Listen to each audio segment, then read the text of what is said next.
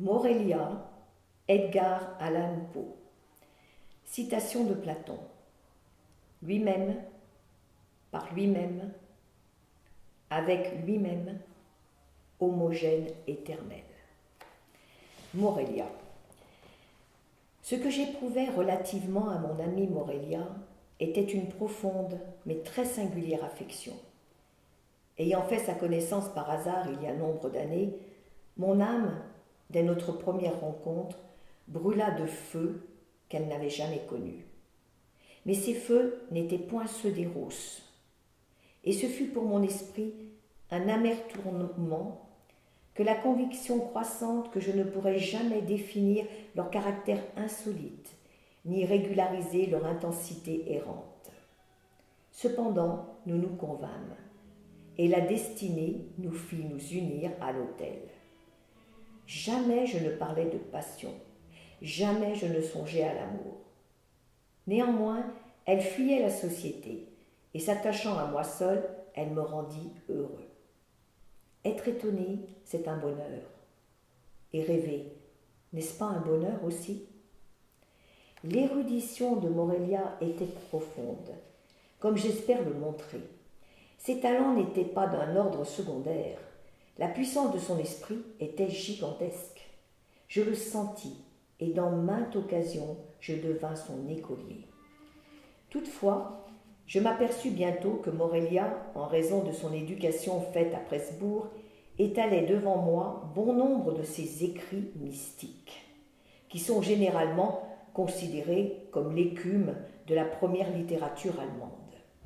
Ces livres, pour des raisons que je ne pouvais concevoir, faisaient son étude constante et favorite. Et si avec le temps ils devinrent aussi la mienne, il ne faut attribuer cela qu'à la simple mais très efficace influence de l'habitude et de l'exemple. Et toutes ces choses, si je ne me trompe, ma raison n'avait presque rien à faire.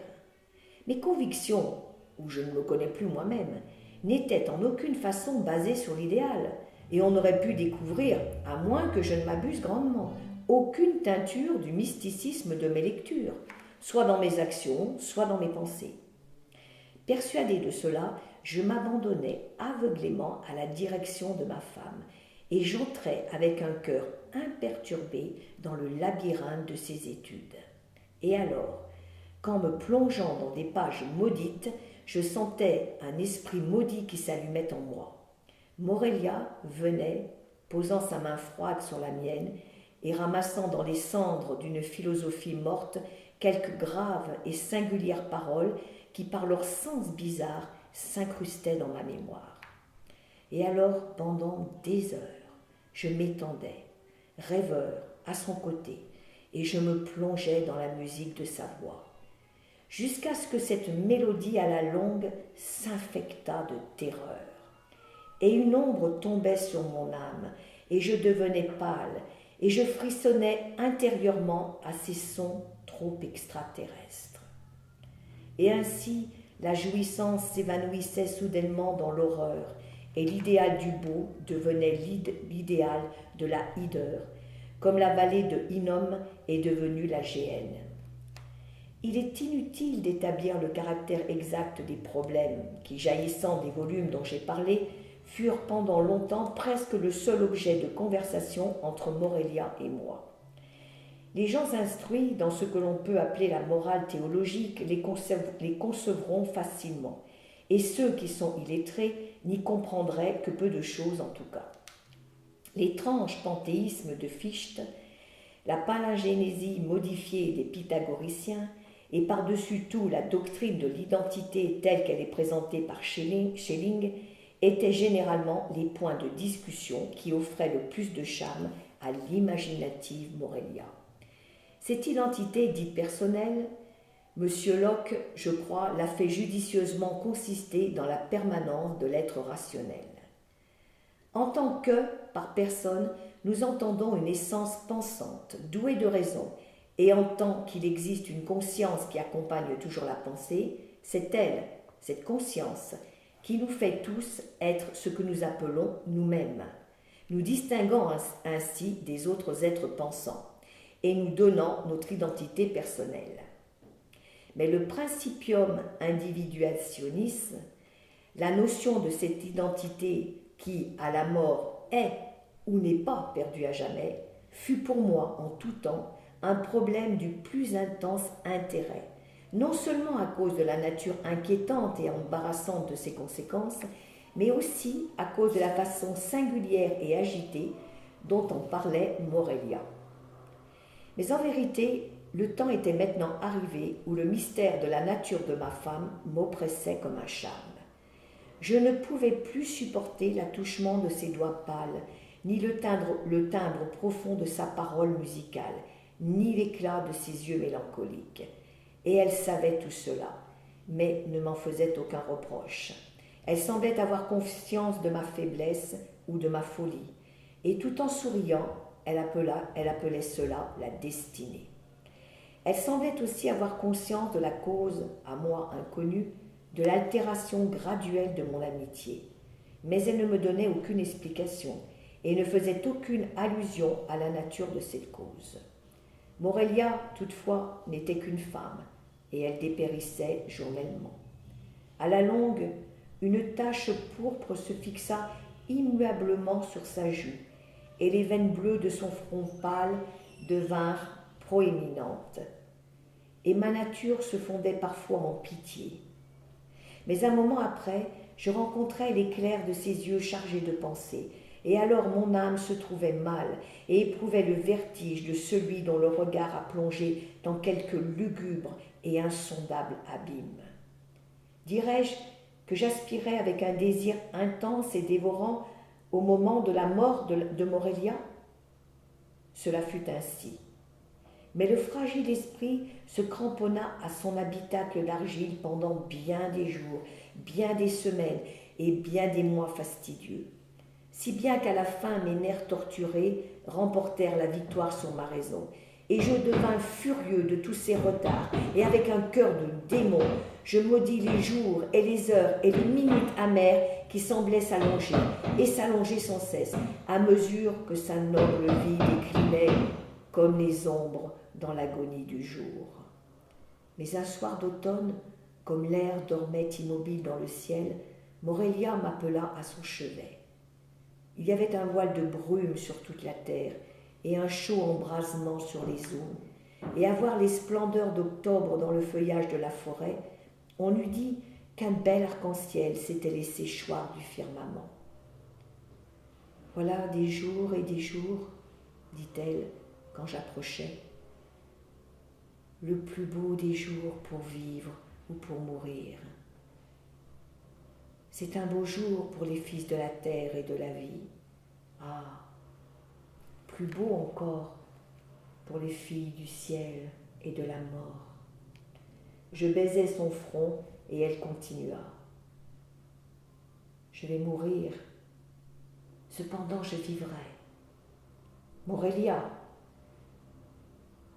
ils n'ont jamais été ces jours où il t'aurait été permis de m'aimer.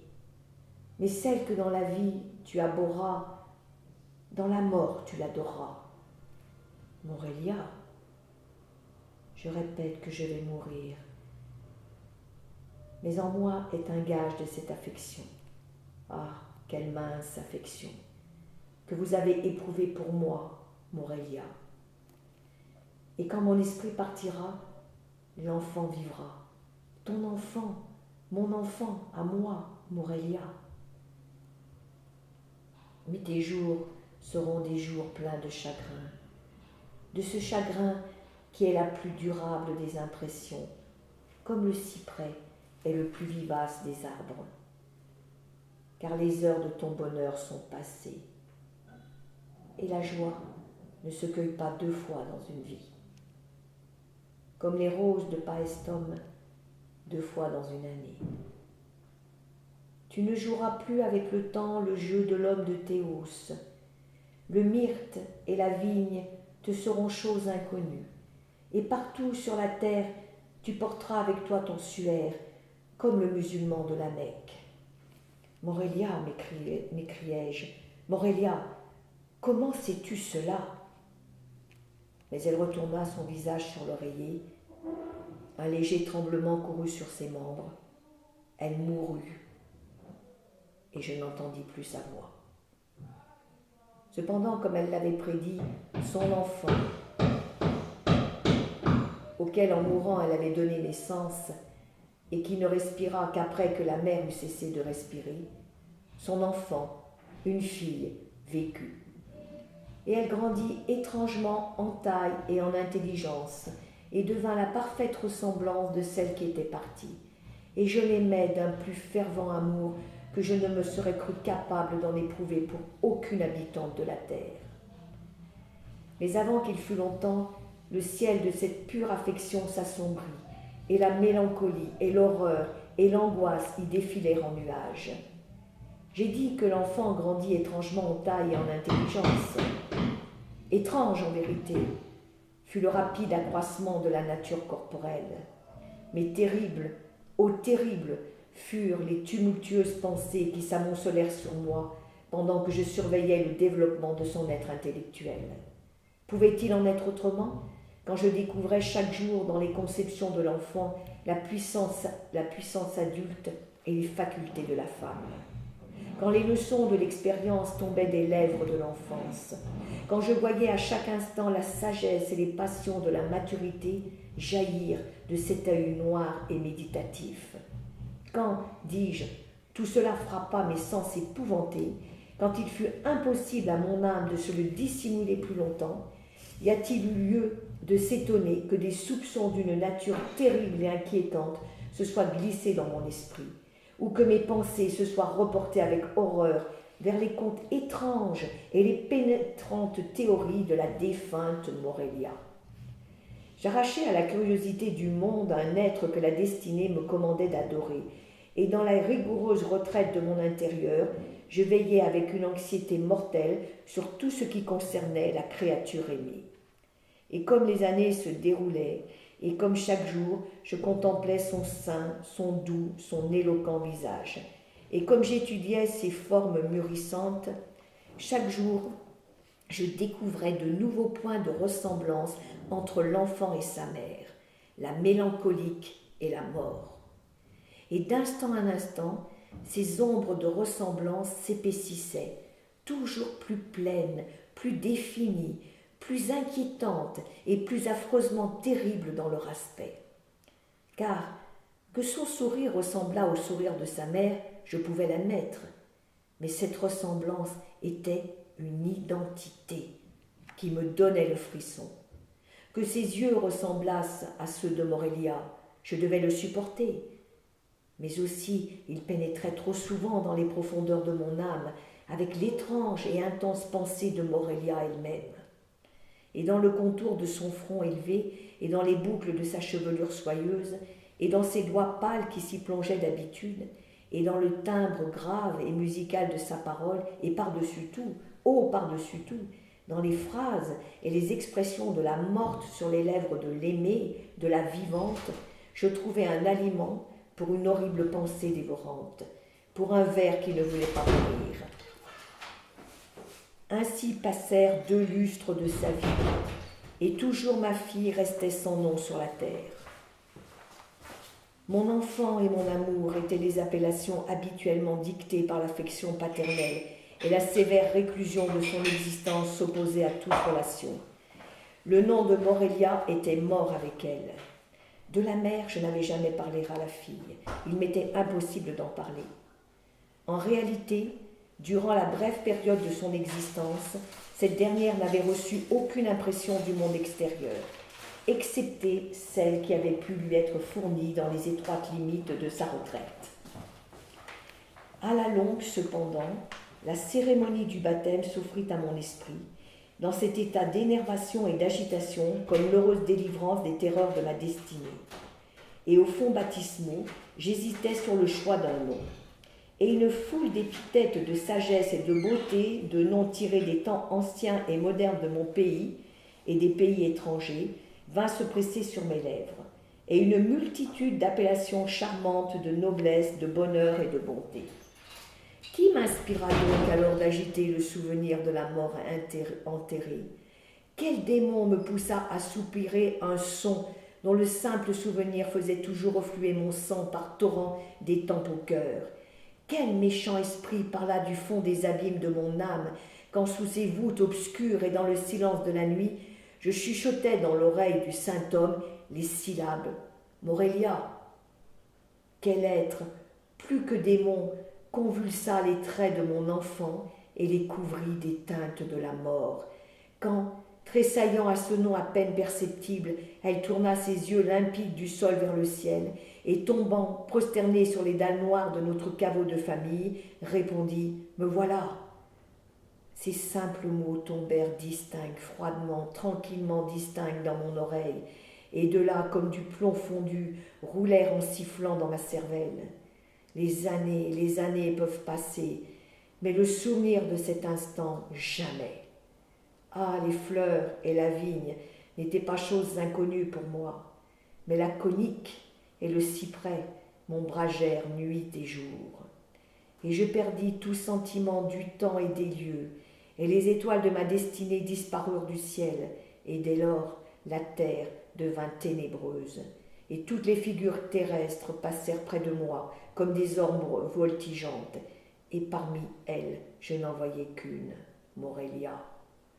Les vents du firmament me soupiraient qu'un son à mes oreilles, et le clapotement de la mer murmurait incessamment Morelia. Mais elle mourut, et de mes propres mains je la portai à sa tombe, et je ris d'un amer et long rire quand dans le caveau où je déposai la seconde, je ne découvris aucune trace de la première Morelia.